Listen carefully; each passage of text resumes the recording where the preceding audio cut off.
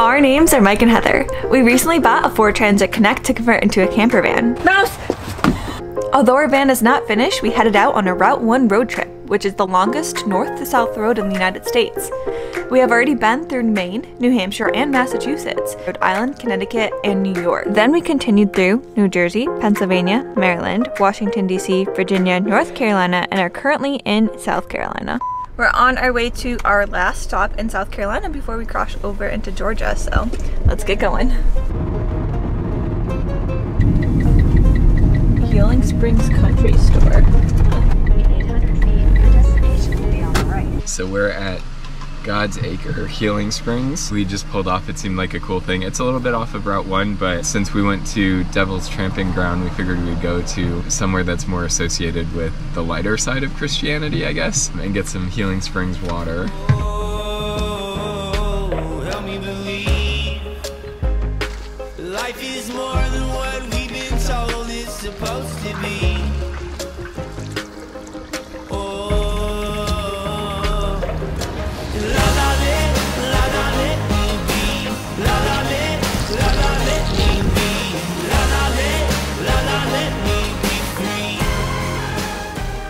So this is the actual spring that it's flowing from. Now the runoff feeds back to it.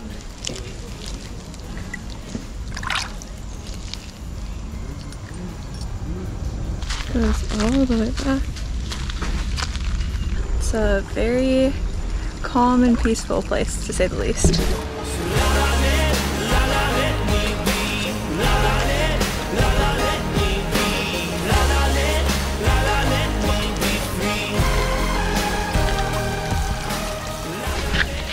It was a nice detour. It's really pretty through here. As you can hear flip-flops.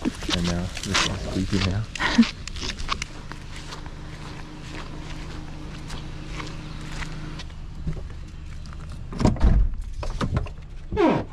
So we're back in Appa now after stopping off at the Healing Springs. It's about a little over a half-hour drive from Route 1, but I definitely think it's worth it just to be in the atmosphere of something like this. We wanted to respect the locals or people just stopping by, so we didn't want to talk down there because there were people who were there for more of the spiritual side. We're not particularly religious people, but we can appreciate places like this. And the meaning they have for others, so we wanted to be respectful of that. It is a really beautiful spot. Yeah, and even if you're not really spiritual, I definitely suggest the stop because there is a historical side behind it too. This particular one, they believed, had healing powers and even helped some British soldiers who were wounded in the American Revolutionary War. They brought them here and healed them. The British were completely impressed with how much they healed from their battle wound. Just some cool historical significance to this place as well. Just a nice spot to stop off for and put some over your head to cool off a little bit like I did, because it is definitely another toasty day here in South Carolina. But this is actually going to mark our last stop in South Carolina before we head back to Route 1 and take it down into Georgia. So we're very excited about our next leg of the trip. It's kind of ironic that we started our Carolina leg looking at the Devil's Tramping Ground and are now ending it at God's Healing Waters. So just a bit of irony there. All right. So we're kind of cruising through Georgia right at the moment because the thing that we're wanting to do mostly in Georgia is all the way at the very end of it. So we need to make our way kind of quickly through the entirety of it in order to get to Cumberland Island, where we're going to be able to check out wild horses. We are going to do that first thing tomorrow morning. We're going to be on the first ferry, but until then we wanted to take like a little roadside stop to Santa Claus Town. It's just one of those quirky attractions that if you are driving through Route 1, you need to go through it just to check it out. Actually, I think this is it right here on the left. I see a Santa. So we're gonna pull in here and grab a picture with the welcome sign. Yes, welcome to Santa Claus, the city that loves children. Well, that's kind of weird. I thought I was gonna say the city that loves Christmas. Yeah. All right, so the sign's a little creepy. We're here. We're gonna jump out and get a picture with the sign, go downtown. I think they have a couple of like little roadside attraction picture things you can do. There's probably not much more than that, but we're still excited. Heather's a Christmas junkie, so this is right up her alley. Let's get out and check out this sign.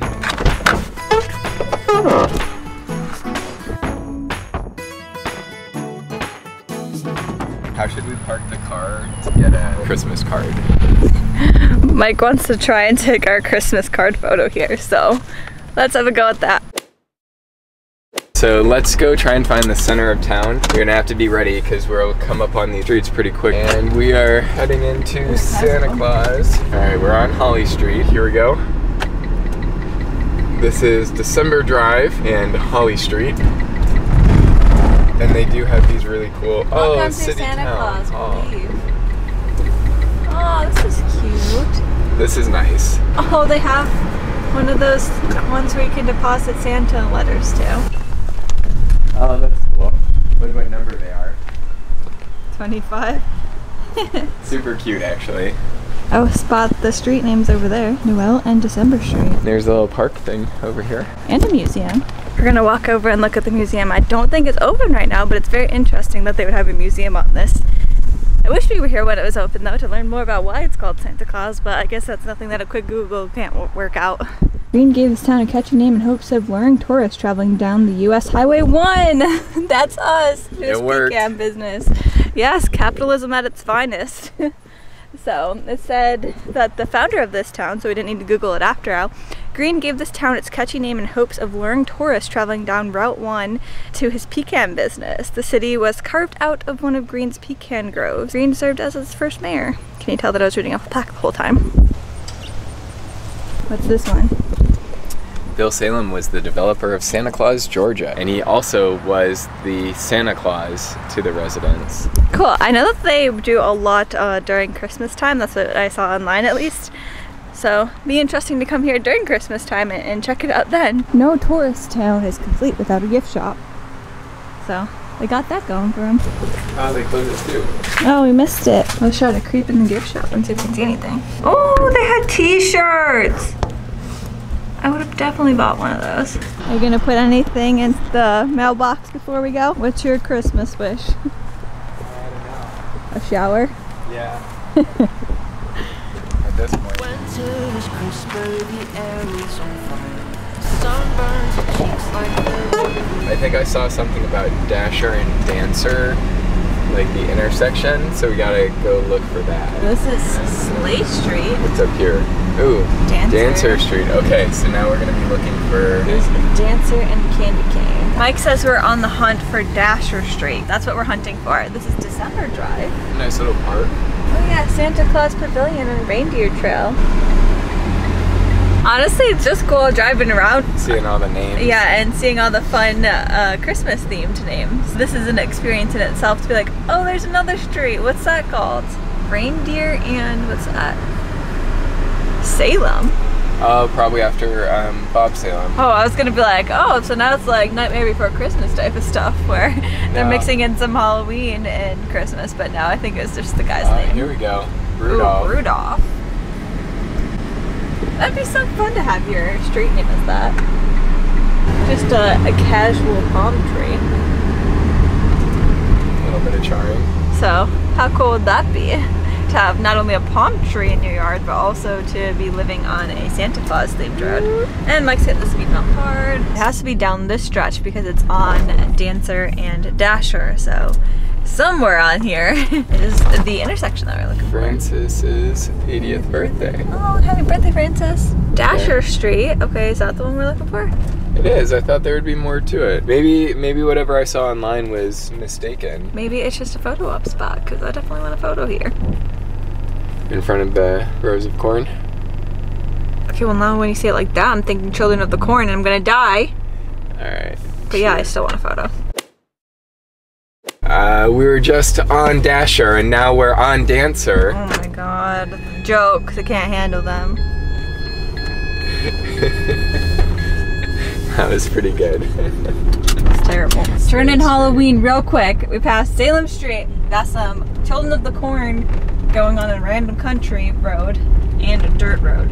And ominous, is that the word? Ominous clouds. Ominous clouds coming in, so. I think that's a wrap for Santa Claus before it does become the nightmare before Christmas or before we go off-road because Mike's driving like a maniac. Oh look. Oh, there you go, another sign. I still think it should be the city that loves Christmas and not the city that loves children, but Semantics, I guess. So we're back on Route 1. It was easy as that, just a quick stop off and you get to see Santa Claus. The town. Yeah, the town. So definitely worth it. It's literally just take a left and boom, you're there right off Route 1. Probably the closest roadside attraction that we've been to on our journey so far. That being said, we are headed to Cumberland Island. So I think this is gonna be the last stop on Route 1. We're gonna take it as far as we can get before we go left to hit the coast and go on that. So this has kind of been a bucket list thing for me at least, because there's wild horses on the island and just a really cool place to be. So we're gonna wake up early in the morning and be on that 9 a.m. ferry. I think we do have to get there an hour before, and then we'll start the adventure there, and that'll wrap up Georgia, and then we'll be into Florida. So yeah, just more travels down Route 1, and then tomorrow morning starts the next adventure. Do you want to pull over? I'm like pretty close. Mike's about ready to throw up. So we are driving down, I guess, Route 341 in Georgia. We're heading over to Cumberland. Do you have tears? It's so, like, I'm so close to throwing up right now. I can't. I'm so close to throwing up. Like, I might pull over and throw up. So, because you keep getting it a little bit. It just, I had the car air freshener like in front of my nose. I can't handle how big of a baby Mike's being right now. Okay, so long story short, it started smelling really terribly. Well, like we were in this town and it was like, you smell like tuna fish that's been left out. Like at the same time, we were both kind of like, yeah, I was just thinking that. It smells like old tuna fish. Like death? Yeah, that you would like make. So as we're going, all of a sudden it just gets so intense. Like so intense. We're like, what is that smell? It's so bad. We're like, is it the car or is like, so I rolled the window down. It wasn't the car, it was everything around us. I guess there's a factory. Mike gagging. I'm actually gonna throw up. I'm actually gonna throw up. I can't pull over. Are you serious? Mike, don't crash. Are you serious? Yeah. He's throwing up right now. Yeah. Oh my god.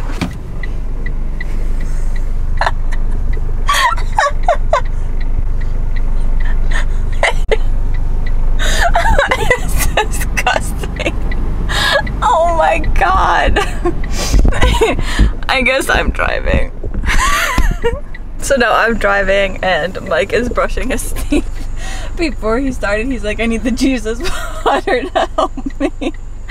In trying to figure out what made the smell so bad in a Google search, an Urban Dictionary link came up to just also had a way of describing what Jesup was. So a small redneck town in Georgia comes up and it says, describes the absolute worst smelling ever based exclusively on the aroma in Jesup. Smell equates to rotting fish in a stagnant pool of water or swimming in the wastewater treatment plant. Instantly causes gag reflexes and wakes sleeping people. Can be used as an adjective describing absolutely hideous smells. Can also be used to describe activities resulting in killer vapors. So as much as I'm making fun of Mike, he's not over exaggerating. That was absolutely terrible. And the way to use the word Jesup is, did you get a whiff of all that Jesup? Next time I'd rather just crap in my mouth than smell that. Right, did you just Jesup in your pants? I can't. Are you feeling better now?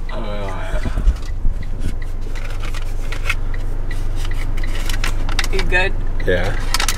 Let's get out of here.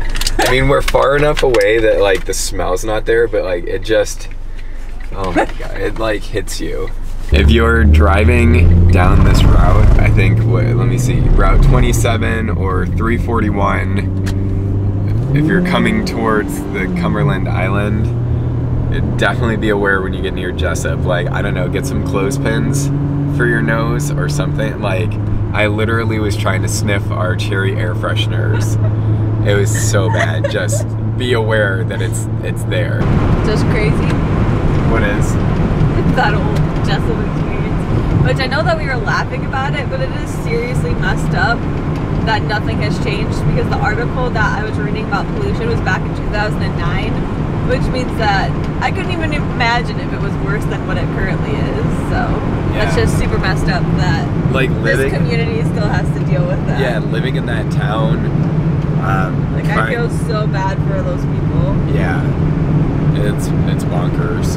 And I can't even tell you how much we're not exaggerating how bad of a smell that was. Like, I don't have a weak stomach. Like, I don't throw up. Oh, I think that was like the second time I've ever seen you throw up. There's not stuff that that would get me to do that. I just wasn't ready to combat the smell that assails your nose.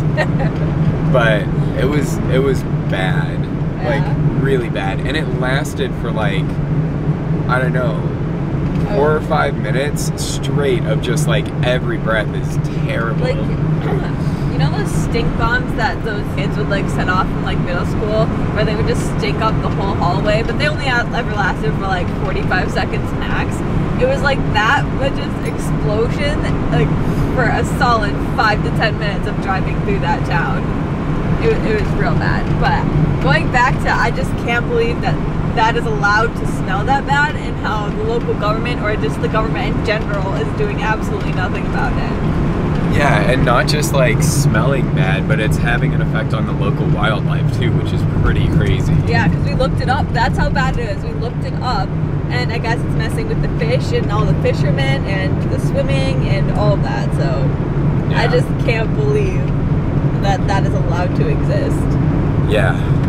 Come on, Jesup, you gotta figure that out. Well, I don't even blame the residents. It's no, I mean the town. The owners of the mill need to be held accountable or something. Yeah, look up Jesup and stink, and I'm pretty sure go sign a petition or something. We'll gladly sign that. Yeah. That's just terrible.